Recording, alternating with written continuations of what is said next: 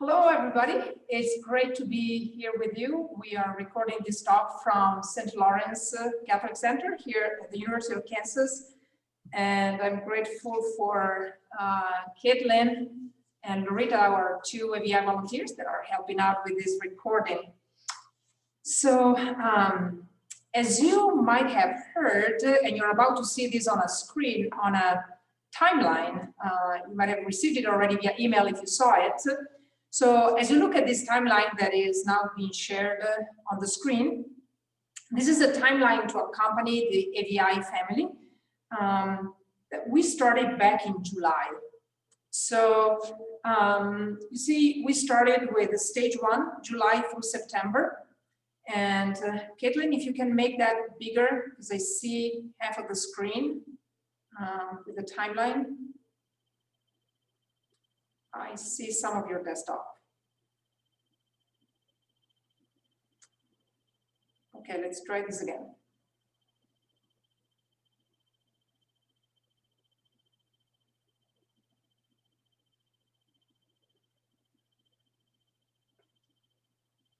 There you go. Okay, so with this timeline, we started on stage 1 from July through September with the listening committees. So these were Zoom conversations, opportunities to listen to any concerns and offer reassuring presence. And now we are on stage number 2. And the stage number 2 is the time when we are unpacking some church documents. So what does the church have to say about the relationship between consecrated people and lay people? And mainly there are 3 documents that we are looking at. The first one is the one that you hopefully already watched, and is based on a document by St. John Paul II. Then today we're looking at really 2 documents, and we're looking at very small parts of these documents. So today we're looking at Starting Afresh from Christ, which is an instruction by the Congregation for Institutes of Consecrated Life and Societies of Apostolic Life. And then we're looking at a letter that Pope Francis wrote for the year of consecrated life. And then next week, we will be looking at an article written by a theologian and a canon lawyer that unpacks the history of the relationship between consecrated people and lay people. It goes into the history of third orders and all the way to the more recent associations that are connected to religious communities. So as you see from this timeline, after this, we're going to have a meeting on November 14th that will be in person for those who can here in Lawrence, but it's meant to be for the entire family. So I hope and pray that anybody from Seattle, Washington to Philadelphia to the East Coast, and anybody down in Alabama, Kansas, Texas, Colorado, Illinois, everybody, Ohio, will be able to join in for that particular meeting. So it's kind of like a all hands and hearts on deck type of meeting. That will be November 14th. It's a Saturday. It will go from about 1 to 4 p.m., although the formation will be for just about an hour. So stay tuned with that. And then we will go, with that, we will be covering the topic of discernment of spirits applied specifically to the discernment about being a family member. So as we all know, January 1st is the day when we renew promises, when you as family members renew promises. But we want this to be really a time of preparation, a time of discernment, so that renewing your promises won't be like an automated, almost like a subscription renewal. Oh yeah, check. But it's really something that we desire you to invest time in prayer to say, okay, Lord, are you calling me to embrace this charism that I feel called to with everything that I am? And then be ready for the promises. So that will be the talk in November that will provide you with some concrete things to even bring to prayer, some questions, guided questions. And then we'll have in December a novena in preparation for Brianna's consecration in Rome, as well as to help you discern your belonging to the family and to this beautiful charism, And then the last stage will be renewing your promises on January 1st. So I hope that this makes sense. I hope that this timeline is helping you see, oh, that there is a direction, that there are steps that have been taken. And as you see, we didn't start in July. With the Family Council, we started working way earlier on, back in May, to make this a process that is very inclusive for everybody to, again, to arrive to January 1st prepared to say your yes again to the Lord. Okay, so we can remove the timeline. And now we are going to, I'm going to walk you through this document. I won't repeat what I repeated in the first talk, so you can go back and watch that. But so let's jump in from here. What does the church have to say about the relationship between consecrated people and laity? So Caitlin, if you don't mind making available on the screen by sharing this document from the Congregation, the Institutes of Consecrated Life and Societies of Apostolic Life. Now, let me make a premise here. So everything I'm about to share now talks about Institutes of Consecrated Life or Societies of Apostolic Life. Now, I invite you, as you read this document, to look at it with an analogy, because we sisters are approved, recognized and approved by the Diocese of Rome as a private association of the faithful. So we are not an institute of religious life, we're not a Society of Apostolic Life, we are not a secular institute. Right now, canonically speaking, we are a private association of the faithful. So these documents, the previous one, this one, and the one that we're going to be looking at, is talking about religious institutes or secular institutes or societies of apostolic life and how they relate to private association of the faithful and what the church has to say about that. Now, the AVI sisters are a private association of the faithful, and the family does not have a canonical status. So I invite you to move this one level down, right? So when you hear the documents talking about this relationship, just it is relative to the situation right now, where the family has never been recognized because it has never asked for any official recognition. There might be a journey that we will be on, hopefully, in the years to come. So, once again, the AVI sisters are a private association of the faithful, recognized and approved. These are two different steps from the Diocese of Rome in Italy. The family currently has never been seeking canonical reality, canonical status. So everything I'm about to say, again, it needs to be understood in a relative sense to where we are. Okay, so let us jump into this beautiful document.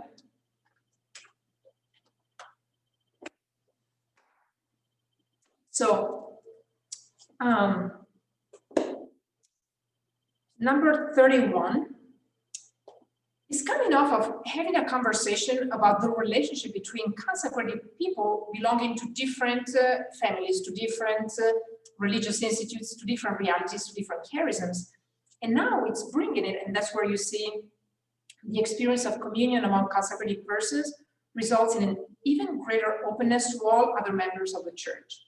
So there's a communion among consecrated people, you know, the Dominicans, the Franciscans, and all that. Now it's bringing it to, okay, what does that look like with the laity? So only in an integrated ecclesiology, which means ecclesiology means the discourse around the church, so how the church sees herself and the theology about the church. Only in an integrated ecclesiology can the vocation to consecrated life once again find its specific identity as sign and witness. The fact that the charism of founders and foundresses, having been born of the Spirit for the good of all, must once again be placed at the center of the church, open to communion and participation by all the people of God, is being increasingly discovered. So I love when the church leader is saying that the charisms need to be placed back at the center of the church. Why? Because our charism was inspired by the Holy Spirit, not for our own good, but for the good of the people of God, that is the church. So the charism is not a private property. It doesn't belong to me. It doesn't belong to this family member. It doesn't belong, not even to Father Salvatore. It belongs to the church. So every charism, because it is a gift from the Holy Spirit, it belongs by right to the church. And therefore, we need to put the church back at the center. We need to see, what does the church have to say about a charism and about our charism and about the way our charism relates to the different realities in the church. So the next paragraph is something that we covered in the first talk from St. John Paul II, Vita Consacrata. So I invite you to go back to that document, to that video. So if needed, just pause this, go back to that one, and then jump back in. Well, welcome back if you just jump back in. So next paragraph. The new phenomenon being experienced in these days is that some members of the laity are asking to participate in the charismatic ideals of the institutes. This is you. This is the family members. This is the family, the laity, the lay people that have been discovering an attraction to this particular charism. So this has given rise to interesting initiatives and new institutional forms of associations. We are experiencing an authentic reflourishing of ancient institutions, such as the secular orders or third orders, and the birth of new lay associations and movements linked to religious families and secular institutes. This is exactly what St. John Paul II talked about in the previous document as the hope of new beginnings. So this is where we are in the history of the church. This is us. This is the Kairos. This is the time when a lot of people from across the United States and Italy have been sharing a desire to live this charism of the interior life in their own life somehow. So whereas the church says at times in recent past, collaboration came about as a means of supplementing the decline of consecrated persons necessary to carry out activities. Let's stop there for a moment. So a lot of religious communities, as you know, have seen a decline in vocations. And so they have a lot of ministries. They have schools, hospitals, they have a lot of things, but they can't do that anymore by themselves because of the decline in vocations. So in a lot of cases, they've reached out to lay people to ask them to come and join in their mission. Now, thank God, this is not our problem. Vocations are knocking at the door of our community. So for us, at least, thank the Lord, this is not, we're not, seeing the family increase and helping the family to grow because we need the family to take care of the things that we can't take care of. Rather, now it is growing out of the need to share responsibility, not only in the carrying out of the Institute's works, but especially in the hope of sharing specific aspects and moments of the spirituality and mission of the Institute. What are those specific aspects? The pillars: prayer, formation, apostolate, and community. These are the specific aspects that a lot of you have been desiring to share with us. But not just sharing aspects, but sharing moments of the spirituality and the mission of the institutes. So when I think about moments, what are those moments? What have you as family been part of? I can think the Italian family, they've been working together to actually vacation together.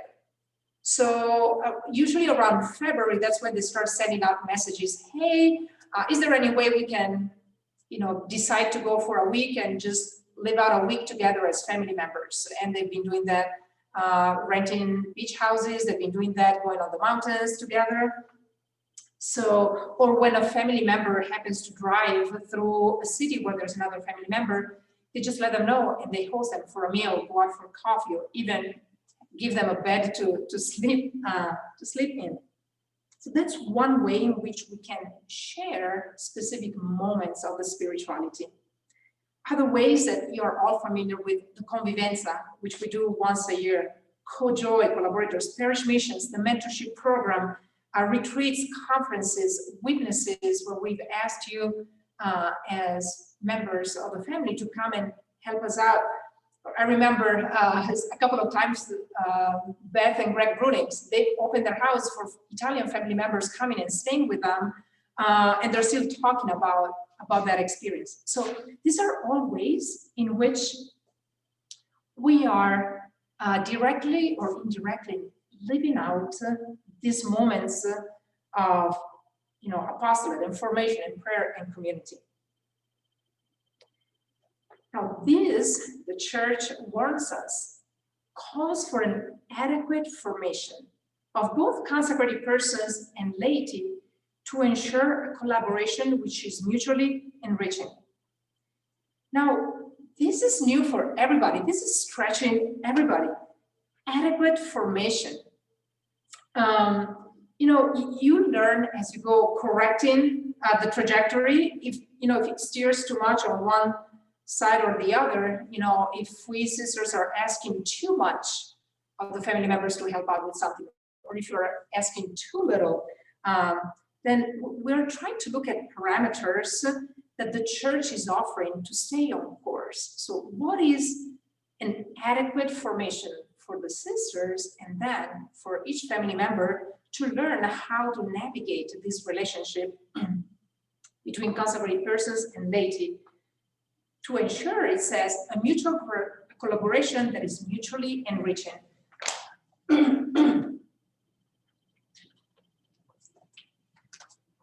I hope you see I'm getting excited as I'm talking. When I get excited, I need to drink. So the church continues by saying that whereas in times past, it was especially the task of religious men and women, so it was more on us, to create spiritually nourished and direct aggregate forms, I don't know how to pronounce that word in English, sorry. Aggregate, hopefully, forms of laity. Today, thanks to an ever-increasing formation of the laity, there can be a mutual assistance which fosters an understanding of the specificity and beauty of each state of life. Communion and mutuality in the church are never one-way streets. So again, it goes back, in the past, it used to be, more of a hierarchical, like pyramidal structure where, priests and sisters would tell laity what to do and they would do it. But since Vatican II, there's a new understanding of the universal call to holiness, and there's a new understanding of how is a lay person called to live in the church and to bring their own gifts and talents for the betterment of the church at large. So this is true for the church at large. This is true for the domestic church, the diocesan church. This is true for any reality of aggregation. So in this case, like the family. So there can be mutual assistance, which fosters an understanding of how specific and beautiful each state of life is. Now, if I think about it, one of the first examples that comes to mind is Massimo. So Massimo is a family member back in Italy. Some of you might remember him if you guys came to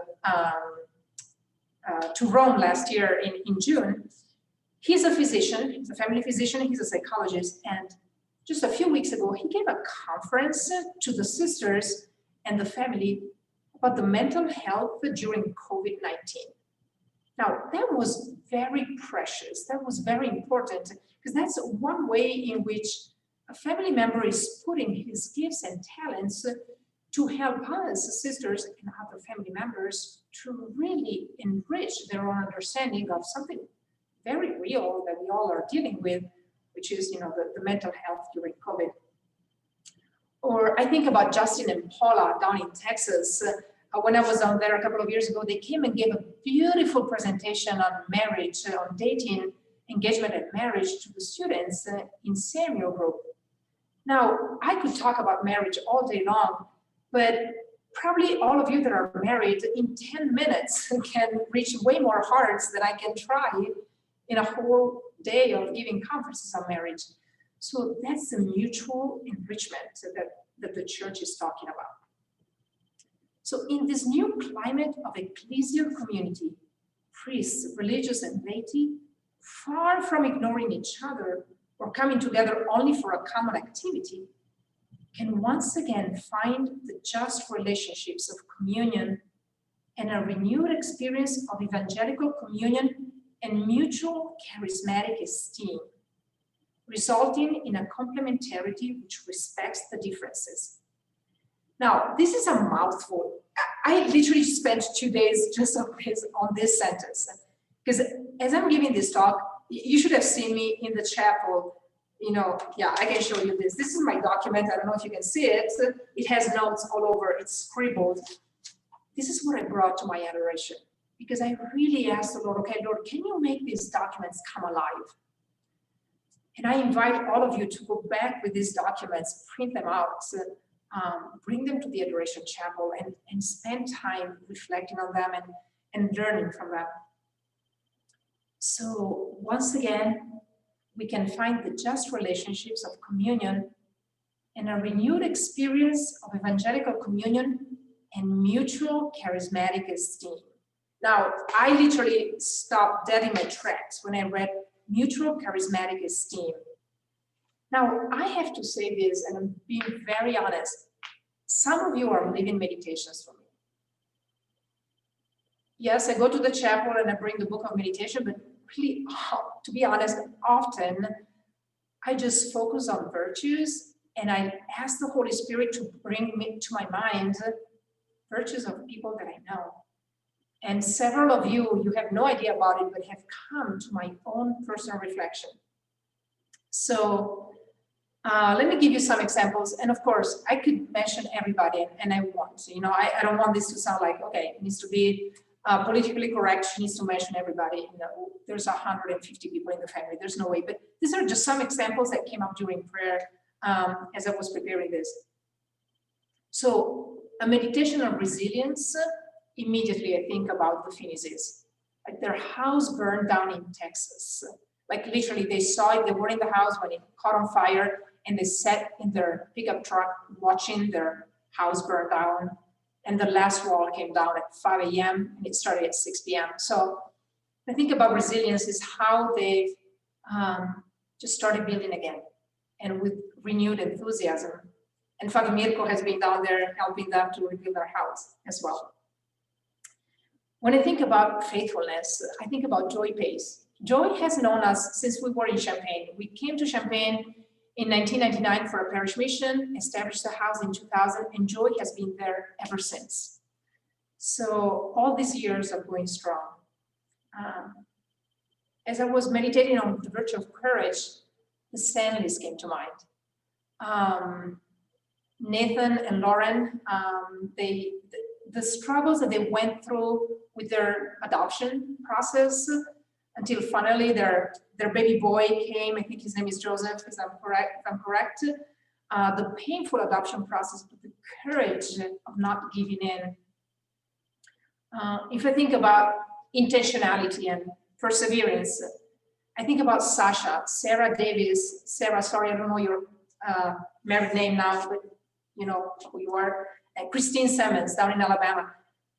And all those of you who live hundreds of miles away from the closest family member or the closest sister, and how you've been intentional and perseverance in living out this charism, although it feels that there's no one around you that lives it out along with you. Apostolic creativity, I think about, Karen Barbieri down in Cincinnati. She started a whole ministry, Pietra Fitness, to help people how to take care of their body, mind, and soul using workouts. Now, that's not creativity, straight from the Holy Spirit. I don't know what creativity is, Or Mike and Chrissy that started the School of Love, bringing the charism to help so many married couples. So these are just some examples of what to me means mutual charismatic esteem. So when I stop and reflect on some virtues, and these virtues come alive through faces and names and realities. So this ecclesial dynamic will be helpful to the renewal and identity of consecrated life. As the understanding of the charism deepens, even ever new ways of carrying out will be discovered. So we're not done yet. I have no idea what 5 years down the road the Holy Spirit will just inspire some of you to bring about and to bring this charism out there. So let's jump into the next little document. And again, I only take two paragraphs from Pope Francis. He wrote a letter to all consecrated people just a couple of years ago.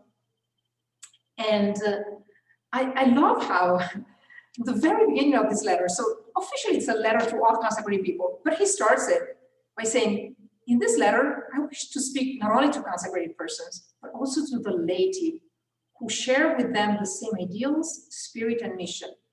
Right away, the Pope goes to the heart of the matter. Consecrated people are not meant to be alone. And the laity are not meant to be alone, separated. There is an ecclesial community. He says, around each religious family, every society of apostolic life, every secular institute, every tiny little community called the Apostles of the Interior Life, there is a larger family, a charismatic family, which includes a number of institutes which identify with the same charism, and especially lay faithful who feel called precisely as lay persons to share in the same charismatic reality. So again, the Pope just in the first paragraph is already mapping out what the beauty of this relationship is. There is a desire from the lay people to share specifically, precisely as lay persons, to share in this charism. So I urge you, he says, as laity to live this year of consecrated life as a grace which can make you more aware of the gift you yourself have received. Celebrate it with your entire family. You know, when I came to the US, I realized how important Thanksgiving is. Thanksgiving is coming up. I had no idea what Thanksgiving was. Little side note.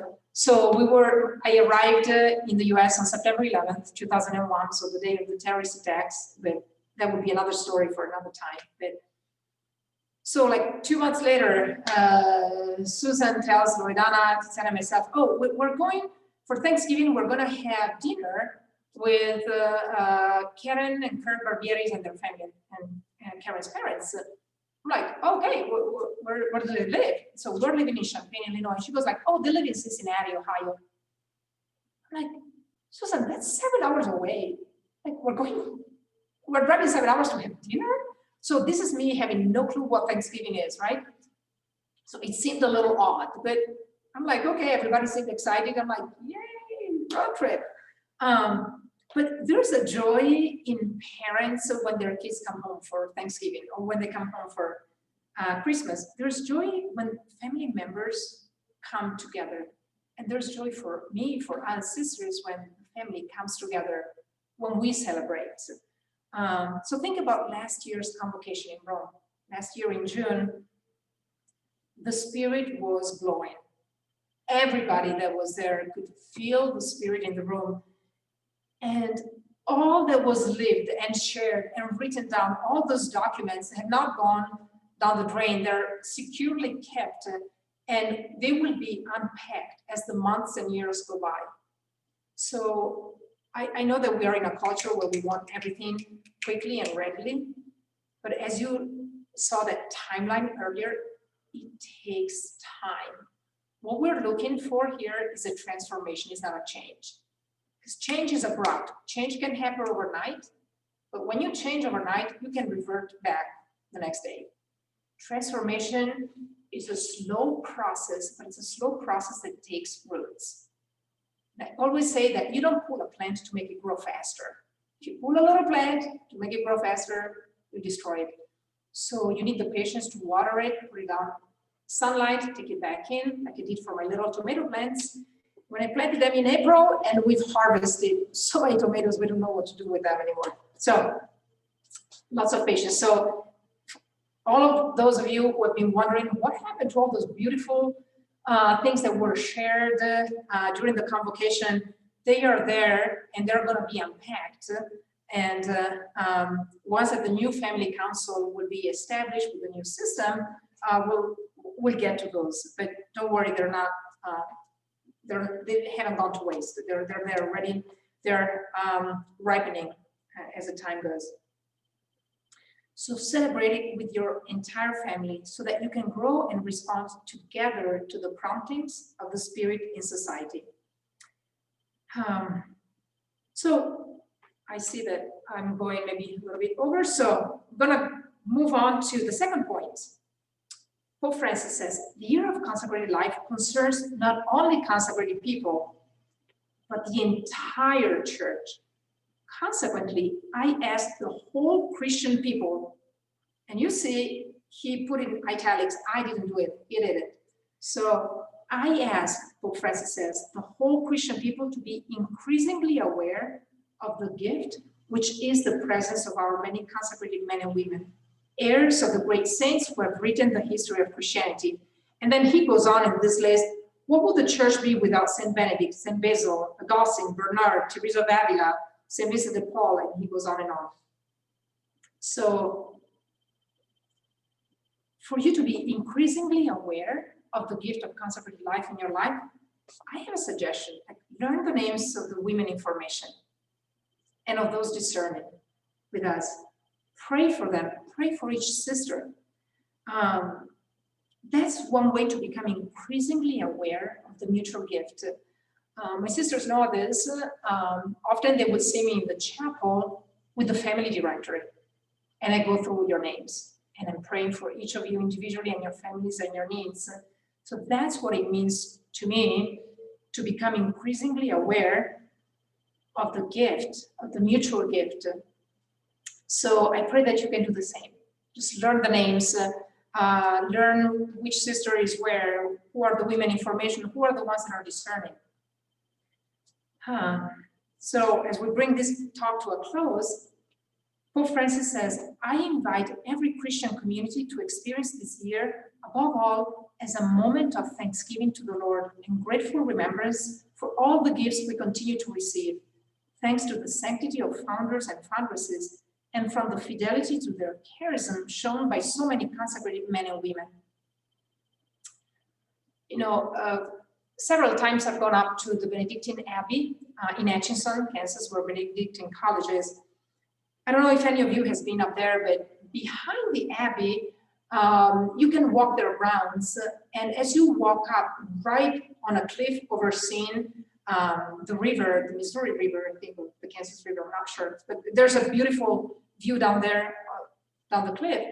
There's a cemetery where all the monks are buried. And I can tell you how often I would do my meditation there. Just walk these grounds where there are all these tombs, they're all identical, and you see all the faithfulness of these monks starting in the 1800s. We just went up for Father Blaine's funeral, actually, just a few weeks ago. What a meditation to see the faithfulness of all these men who have lived out their consecrated life, and they're buried right there outside of the monastery. So again, the Pope is asking us to be thankful and grateful for the fidelity to the charism shown by the founders, foundresses, consecrated men and women. And he adds, I ask all of you to draw close to these men and women, to rejoice with them, to share their difficulties, and to assist them to whatever degree is possible. Let them know of the affection and the warmth which the entire Christian people feels for them. I've honestly seen this and touched it with my hand. like honestly, a huge gratitude to the family council, Katie, Michelle, Celeste, and everybody on the family council who stepped up over the summer and helped really to keep the ship steady during the storm. We're all aware that over the summer, there's been, starting in the spring and the summer, there's been, waves and stormy winds. But, the amazing sense of affection and warmth as we sisters were at the rudder, keeping it steady, with the muscles like aching to keep this, and then feeling that other hands were coming to hold this rudder to help. And this is what the family council and many of you have really been doing, just helping to keep the boat, the ship steady, knowing that the wind and the storms will cease. And sure enough, they have. And now we're seeing, okay, the storm is past, the direction is clear. So a great sense of gratitude from our part to all those that have helped and assisted. And then let them know of the affection and the warmth which the entire Christian people feels for them. Brian, I don't want to put you on the spot, but Brian Donaldson at some point reached out and he just looked straight in the camera during Zoom meeting and he says, "Sister, I love you. I love you all and I miss you," right? And then Wally, bless your heart. I love Wally. During one of the listening committees on Zoom, Wally, she couldn't even be on there, so she was on the phone, someone was holding the phone, and every once in a while you just heard Wally just coming from the speaker saying, "Where's everybody? I miss everybody," right? And that was like, yes, Wally, we miss you too. Where's everybody? And so that's when we decided to throw out the idea of a picnic. We did it in September, and that launched at the beginning of this new semester for all of us. So let's close with the words of the Pope. Family life and consecrated life are both vocations which bring enrichment and blessings for all. They are spaces where human growth comes about through relationships, and they are also places of evangelization. Each can help the other. So it's through these relationships, through these one-on-ones, I've been blessed to do so many one-on-ones, phone calls, conversations over Zoom or in small groups, in person. So this is what is going to keep the family alive. So thank you for watching this video. And there will be one more coming next week, which will conclude this stage, which is the stage 2 of that map that we offered. And if you haven't had a chance to watch video number 1 with the talk number 1 of John Paul II, if you enjoyed this, then there's as much stuff in that one. And then I will see you all for the next video.